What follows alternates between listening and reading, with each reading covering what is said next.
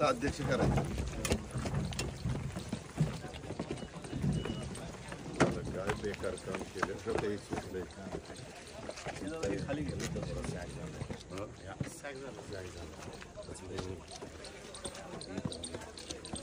सगळं काढावं लागेल.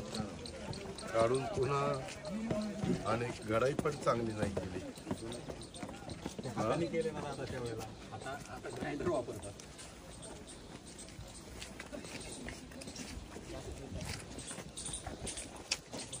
त्या अगदी जुन्या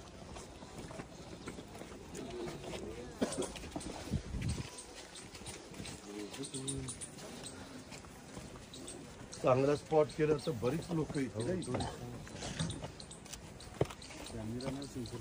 पायऱ्या चांगल्या येतो पुण्याकडे मोठे मोठे झाड.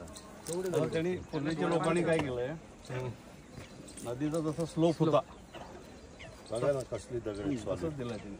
पलीकड पण तसंच आहे. नदीच्या मध्ये ह्याला हे असं आणि पुन्हा आतमध्ये इकडे पण उतरायला इथं पण घाट असणार आहे खाली ते बघा तिथं पण केलं. आणि हे आता हे दगड काढतात ना मधून मधून बाहेर हे पाण्याचा फ्लो कट करायला म्हणजे डायरेक्ट प्रेशर येत नाही. हे मान्य आहे ना परंतु इथं एकदम हे ना हे तसंच आहे तर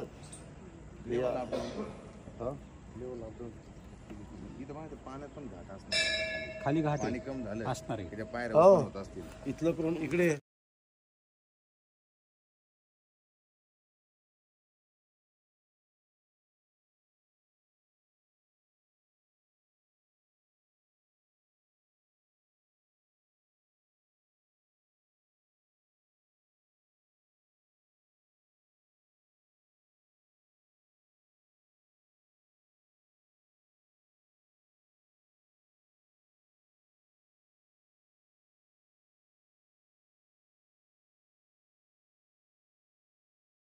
त्या पाण्यावाट दुर्लेवाडीच्या गुणवडी तिथं नाही तयार होत.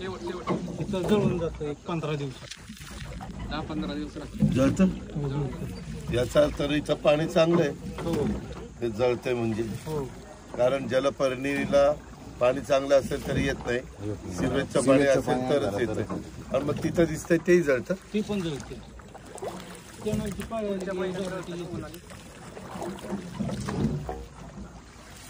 तू म्हणतो ते असं दबलंय काय ते थोडी थोडी त्याच्यामध्ये जॉईंट झाले. आता पिचिंग करून फक्त त्याला दर्जा दिला.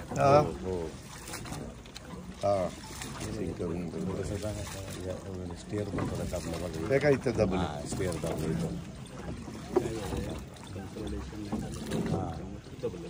पूर्ण भरावा आहे म्हणून सांगितलं.